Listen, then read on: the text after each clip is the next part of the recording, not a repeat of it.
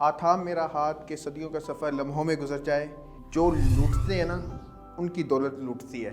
जो डॉक्टर होता है ना रियल एस्टेट का, वो डायग्नोस करता है अब आएगा रिजल्ट का टाइम, तो आपकी तो इन्वेस्टमेंट ज़ाया होगी ना। शर्त एक ही है कि जो आपने सर्चिंग करनी है डॉक्टर के लिए वो कमाल की होनी चाहिए।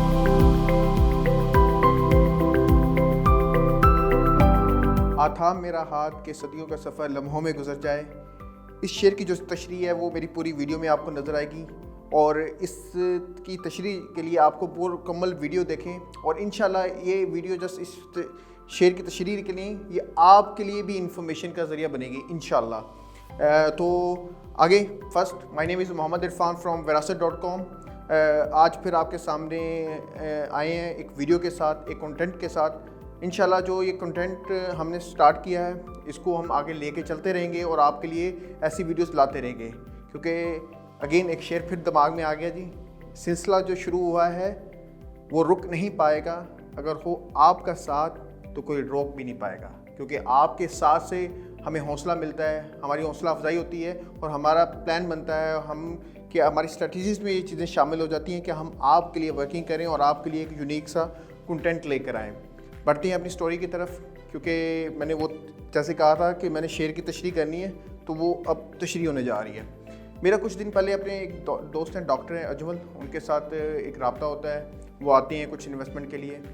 मैं उन्हें एक सवाल पूछता हूँ उनकी तमाम डिस्कशन कंप्लीट होने के बाद कि डॉक्टर साहब देखें, बीमारी का जो इलाज है ना वो अल्लाह ताला की तरफ से मिलता है, उसका इलाज अल्लाह ताला अता करता है।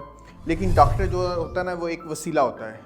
जब वो एक वसीला होता है तो डेफिनेटली एक कस्टमर जब उसके पास जाता है, एक बीमार शख्स जब अपने डॉक्टर के पास जाता है तो वो डॉक्टर जो होता है वो उस बीमारी से पहले का हाल और बाद का हाल जो है वो उससे पूछता है और उसको यानी कि ना उसकी मदद करता है कि उसकी असल बीमारी तक जाया जा सके। तो ये एक वसीला है। लेकिन कुछ लोग जो कहते हैं कि यार डॉक्टर बहुत लूटते हैं, तो मुझे ना उस साहिब की एक बात बहुत अच्छी लगी। उन्होंने मुझे कहा कि मेरे भाई देखें, जो लूटते हैं ना उनकी दौलत लूटती है। तो मुझे ये बात बड़ी क्लिक हुई और उन्होंने 3-4 पॉइंट्स मुझे समझाए। तो मैंने सोचा कि उन पॉइंट्स को मेरे फ़ौरन ज़हन में आया कि वो पॉइंट्स क्यों ना मैं आपके साथ शेयर करूं, क्योंकि वो ऐसे पॉइंट्स थे कि जिन्होंने मुझे भी सोचने पे मजबूर किया कि आया कि हम जब इन्वेस्टमेंट करते हैं तो हमें किन चीज़ों का ख्याल रखना चाहिए। तो अब मूव करते हैं। देखें, एक कोट मेरे दिमाग में आ रहा है कि गॉड गिव्स लाइफ और डॉक्टर सेव्स लाइफ।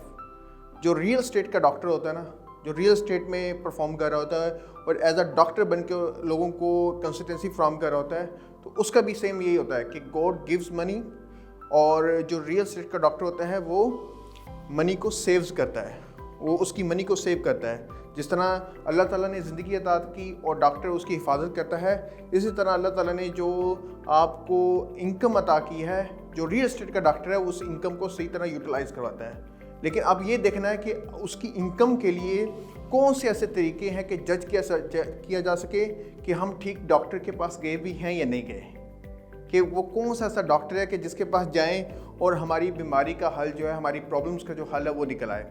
उसके लिए 4 चीज़ें बहुत इंपॉर्टेंट होती हैं। ये मैंने उनकी जो गुफ्तगू है उससे अक्स की हैं।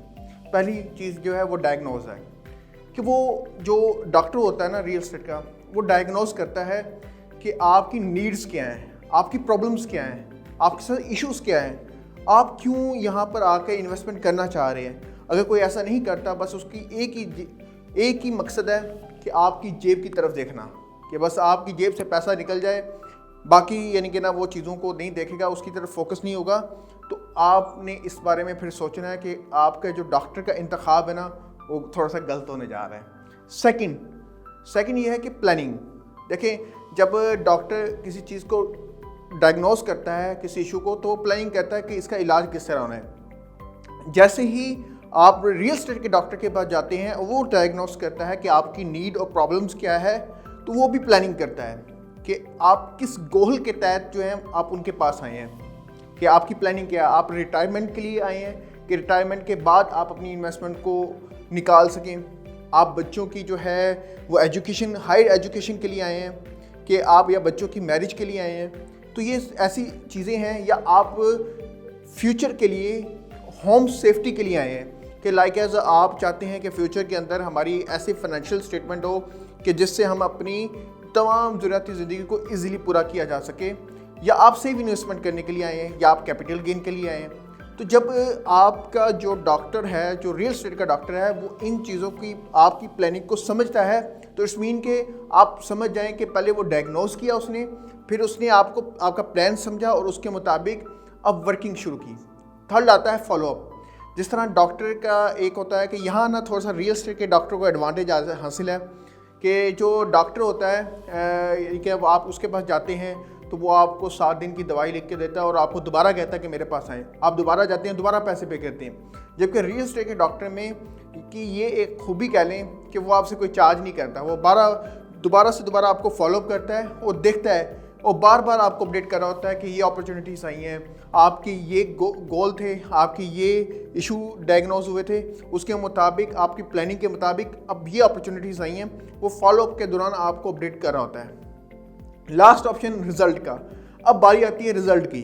अब यहाँ पर जब किसी ने आपकी इश्यूज़ को, आपकी नीड को डायग्नोज किया, फिर आपकी आने की प्लानिंग को समझा और फिर उसके मुताबिक फॉलोअप दिया, अब आएगा रिज़ल्ट का टाइम। अब क्योंकि रिज़ल्ट का टाइम है तो रिज़ल्ट के टाइम जब आपने पहले 3 अमल कर लिए तो रिज़ल्ट भी फिर उससे रिलेटेड आएगा। अब किसी ने ये काम नहीं किया, फॉर एग्जांपल आपका मकसद था कि 3 साल के बाद किसी बच्चे की शादी है, आपने पैसे उसके लिए जमा करनी है, उसके लिए इन्वेस्टमेंट करनी है। अब उस इन्वेस्टमेंट का फ़ायदा जो है, जिसने इस इशू को डायग्नोज नहीं किया तो वो आपको रिटर्न दे 10 साल के बाद, तो आपकी तो इन्वेस्टमेंट ज़ाया होगी ना। आपका तो मकसद ही निकल गया ना कि उस इन्वेस्टमेंट ने आपको क्या देना है, सवाए टेंशन के। तो इसलिए आप जब भी किसी को सिलेक्ट करें, like as doctor of real estate को सर्च करें, तो वो अगेन मैंने आपको शेर जो बोला था कि अगर थाम मेरा हाथ तो सदियों का सफ़र लम्हों में गुजर जाए। इसी तरह जब एक रियल एस्टेट का डॉक्टर जो है वो आपके साथ अटैच होता है, तो जो आपकी सदियों का सफ़र है, जो आप इतने अरसे से अपनी इन्वेस्टमेंट को लेके चल रहे होते हैं, वो लम्हों में गुजार देता है कि वो एक अच्छी जगह पर इन्वेस्टमेंट करवा कर आपको उसका टाइमली आपको रिटर्न मिलता है। और वो जो सफ़र आपने 5-10 साल में करना होता है वो कम टाइम फ्रेम में आप कर लेते हैं। लेकिन शर्त एक ही है कि जो आपने सर्चिंग करनी है डॉक्टर के लिए वो कमाल की होनी चाहिए। तो अपना बहुत सारा ख्याल रखिएगा। हमारी नेक्स्ट वीडियो भी इसके मुतालिक होगी और आप कमेंट्स के अंदर अपनी चीज़ों को मेंशन करते रहा करें जो आपके माइंड के अंदर हो, ताकि हम नेक्स्ट वीडियो के ऊपर उन पर एफर्ट करते रहें। अपना बहुत सारा ख्याल रखें, दुआ में याद रखें। अल्लाह हाफ़िज़।